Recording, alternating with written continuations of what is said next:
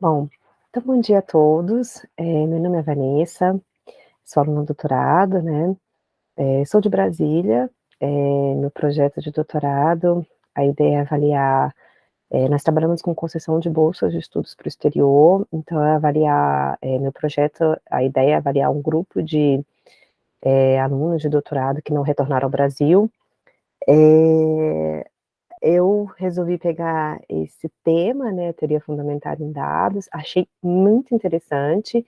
Não sei ainda, não tenho muita certeza se ainda vou usar na minha tese, mas achei bem interessante, eu acho que pode ser bem útil sim, tá bom? Então, eu vou começar a apresentação, né, infelizmente não pude estar, síncrono, né, com todos na aula, por uma questão de trabalho, mas, eu vou realizar aqui a apresentação e qualquer dúvida que tenham, se depois quiserem, me encaminhar, eu me coloco à disposição, tá bom? Então, primeiramente para falar o que que é, né, a teoria fundamentada em dados, ou grounded theory, na verdade ela está inserida dentro da pesquisa qualitativa, né, e enfatiza a coleta de dados sistemáticos, sobre a ocorrência natural de comportamentos sociais em contextos da vida real e suas interações. Então, a ideia dessa teoria é avaliar os comportamentos sociais, os comportamentos de atores sociais dentro da vida real e como acontecem essas interações. A teoria fundamentada em dados não é tolhida por uma categorização prévia ou uma teoria prévia, né? Isso não significa rejeitar a literatura. O mais importante aqui a se dizer é que a teoria fundamentada em dados, ela não vem para testar uma teoria. Na verdade, é a partir dos dados que existe essa criação da teoria, né, com o embasamento da literatura. Então, a partir de ações e interações fundamentadas no ponto de vista desses atores sociais, que estão dentro de um contexto específico em estudo, o pesquisador deriva a teoria. Então, é um método prático quando se deseja realizar interpretações, por exemplo, para entender de forma mais profunda significados e conceitos utilizados por atores sociais em situações reais. Então, onde surgiu a teoria fundamentada em dados? Então, a teoria fundamentada em dados foi desenvolvida por Glaser e Strauss na década de 60, né? Surgiu com o objetivo de contestar o paradigma positivista da época. E mesmo diante de toda a teoria que na verdade resultou em um livro, né, que foi o marco dessa teoria, os autores, após vários estudos, foram apresentando divergências, né, de entendimento a respeito dos encaminhamentos dessa teoria e acabaram se separando. Então, aqui eu trouxe uma tabelinha da professora Sandra Pedreiros, que fala um pouquinho de como é que funciona essa metodologia, né? Quais são as fases dela, os passos. Achei bem interessante e quis trazer aqui para vocês. Então, a primeira fase é o desenho da pesquisa. Então, ali você tem uma revisão da literatura, e ali começa já a divergência entre os autores. Então, de acordo com Glaser, ele entende que a revisão da literatura, né, esse contato com a literatura, só deve ocorrer no ao final, né, diferente de Strauss, que é a corrente que mais é difundida aqui no Brasil, mas que entende que a literatura ela pode sim perpassar todo o processo. De acordo com o Glaser, tem que ser só ao final para não influenciar o autor. Mas, de acordo com Strauss, ela pode sim perpassar todo o processo, até para ajudar a esgotar, né, a análise das amostras que são coletadas no campo. Então, a partir da revisão da literatura e a definição da questão de pesquisa, que deve ser uma questão ampla, tem a seleção dos casos, e a amostra não deve ser aleatória, tem que ser uma amostra teórica, uma amostra específica, com conjuntos comuns, né, e aí, por que isso, né? A ideia é que depois haja uma categorização, uma codificação e categorização dos dados coletados. Então, a amostra ela tem que ter um conjunto comum de informações. Na coleta de dados, é importante que haja um desenvolvimento de protocolos para coleta de dados de forma rigorosa, né, e podem ser empregados múltiplos métodos de coleta de dados. O mais comum é a entrevista, tá, para esse método, mas podem ser empregados métodos múltiplos de coleta desses dados. E aí a ideia é ir a campo, né, e realizar a coleta e a análise desses dados, né. A coleta, ela pode ser flexível, né, assim, a ideia aqui é coletar o máximo de informações possíveis, né, de códigos para depois uma categorização, a ideia é coletar o máximo de dados possíveis, e aí o pesquisador, durante esse processo, pode adaptar o seu instrumento de coleta para possibilitar isso. Depois disso, tem a ordenação dos dados em ordem cronológica e a análise dos dados. Então, o primeiro caso é o caso mais emblemático, que é onde inicia o processo de codificação. Então, ali, de acordo com Glaser, a codificação deve ser linha a linha. Strauss entende que ela pode ser mais minuciosa e mais detalhada. O primeiro caso, ela é assim, realmente mais minuciosa. No entanto, muitas vezes um parágrafo, até uma página, te traz um código da categoria ali. Mas a ideia é analisar os dados do primeiro caso, desse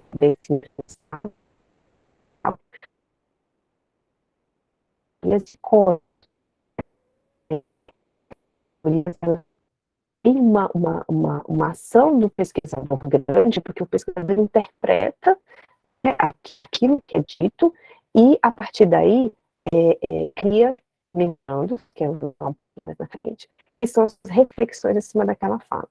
Então, o primeiro caso é feita uma análise linha a linha, ou, enfim, parágrafos, para extrair dali códigos e categorias. Essa mesma metodologia, ela vai sendo replicada para os seguintes, buscando exatamente uma ação comparativa. Então, a ação comparativa é muito importante na teoria fundamentada em dados, onde você busca a repetição daqueles códigos ou as diferenças, ou questões complementares ou diferenças entre esses códigos para ir enriquecendo o trabalho. Então, o fechamento se dá quando atinge uma saturação teórica, então essa saturação é quando há a partir das amostras que são coletadas, né, a partir da amostra de pessoas e os dados que são coletados, você percebe que não há nenhuma categoria ou código novo, ou seja, ali você percebe que já fechou todo o escopo do trabalho, existe uma saturação, já todos os códigos foram mapeados, e a partir disso sai uma comparação com a teoria emergente, né, fazendo sempre esse diálogo com a literatura, quadros referenciais, buscando tanto similaridades quanto conflitos em relação aos dados que foram coletados. Então, usando a teoria de Strauss, então você parte de realmente um problema de pesquisa amplo, define a amostragem inicial com características comuns, não tem que ser necessariamente toda a amostra de pessoas da mesma área, por exemplo, digamos que eu esteja fazendo uma análise na área de saúde, não tem que ser todos os profissionais de saúde, podem ter administradores, advogados, enfim, todos que contribuam para aquelas características comuns a respeito do fenômeno que está sendo estudado. Então, realiza essa coleta de dados, né, onde a entrevista é a mais comum, e processa com a codificação desses dados, realizando essa comparação constante para criar as categorias. Então, primeiramente, você faz a transcrição das entrevistas, né, que é a codificação aberta, então, ir analisando realmente de forma mais minuciosa. A partir daí, você faz a codificação axial, que é construir essas relações entre os códigos e entre as falas das pessoas que estão sendo entrevistadas, para criar essas categorias, e após isso, integrar e selecionar as categorias, que é a codificação seletiva, né? Ou seja, a partir dos códigos, da criação dessas categorias, existe uma integração e a seleção dessas categorias. Como eu falei anteriormente, é importante, durante todo o processo de coleta de dados e análise desses dados, a construção de memorandos, que nada mais são do que notas e reflexões desse pesquisador. Então, o pesquisador, a partir da fala, ele interpreta aquela fala, entende, reflete sobre aquilo que está sendo dito, e a partir dos dados categorizados e organizados, inicia-se essa explicação teórica a respeito daquilo que foi observado. Lembrando que o diálogo com a teoria, da teoria elaborada com a literatura é extremamente importante, seja para encontrar similaridades ou discrepâncias e, para que haja aquele embasamento, inclusive, da teoria que surge ali daqueles dados. Quais são, então, os componentes desse modelo, né? É importante que esteja muito claro o contexto, da coleta dos dados. Então, o local onde o fenômeno acontece. Então, por exemplo, a professora Sandra até cita, né, eh, no seu texto, a a o local, por exemplo, se ela cita até em seu texto o caso de adolescentes que utilizam, drogas ilícitas, né. Então a pergunta é: onde eu vou estudar esse fenômeno, né? É nas ruas? É dentro da escola? Então é importante que o contexto ou o local onde esse fenômeno está acontecendo, ele esteja muito claro, né. É importante também a definição das condições causais. Então, quais são os conjuntos de evento que desencadeiam ou influenciam aquele fenômeno, né? As condições intervenientes, ou seja, quais são os aspectos que interferem também ou alteram, impactam de alguma forma o desenvolvimento daquele fenômeno. As estratégias, que são as ações planejadas ou desenvolvidas para lidar com aquele fenômeno. E lembrando que é na perspectiva do ator social, não do pesquisador. Não é a estratégia do pesquisador para resolver, é como, por exemplo, o professor, aquela mãe, aquele pai estão desenvolvendo estratégias para lidar com aquele adolescente que utiliza drogas ilícitas, né? E as consequências, que são os resultados e interações do estudo. Bom, além disso, eu trouxe um exemplo, né, para ficar assim, acho que de forma mais clara, mais prática, da aplicação, né, da teoria fundamental de dados. Então, tem um artigo, né, desse autor Khalili, que desenvolveu um estudo junto a 8 mulheres que foram submetidas à esterectomia. E a ideia, após a ideia central, né, o processo central que foi vivenciado por elas, que foi inclusive durante a coleta de dados surgindo, e virou o processo central desse artigo, é tentando resolver as incertezas frente à esterectomia, uma vez que essas participantes que estavam sendo estudadas, segundo a autora, viveram essa situação de incerteza. Então é algo que veio dessas entrevistas, né, dessa interação com essas entrevistadas, entendendo que existia uma situação de incerteza frente à cirurgia e buscava informações de apoio, né, de elementos do ambiente para encontrar um significado para a situação. Essa categoria central depois representou a interpretação e organização das vivências dessas participantes e resultaram em 2 subprocessos, que são procurando informações e procurando suporte e ajuda. Algumas categorias que foram levantadas durante esse estudo foram: tendo sentimentos em relação à remoção do útero, interagindo com outras mulheres, interagindo com o marido, e algumas estratégias que foram encontradas por essas mulheres foram aceitando ajuda, buscando e encontrando apoio, esperando a fidelidade do marido, sentindo a indiferença do marido e enfrentando a cirurgia, entre outros. Então, é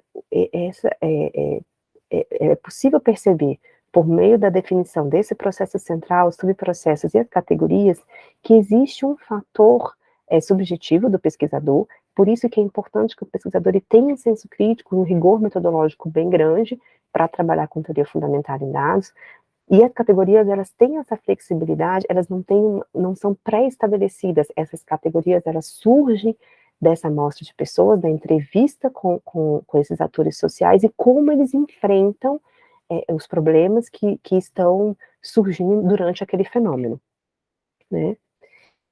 E é isso, essa aqui as referências que eu utilizei, né, para realizar essa apresentação. Espero que eu tenha ajudado um pouquinho para as pessoas que desejam utilizar essa metodologia nos seus trabalhos, e eu me coloco também à disposição, né, para quem quiser entender um pouquinho mais. Achei extremamente interessante e importante quando você quer analisar um fenômeno de forma mais profunda, né, e é isso. Então, obrigada, E o que precisar, estou à disposição. Tchau, tchau.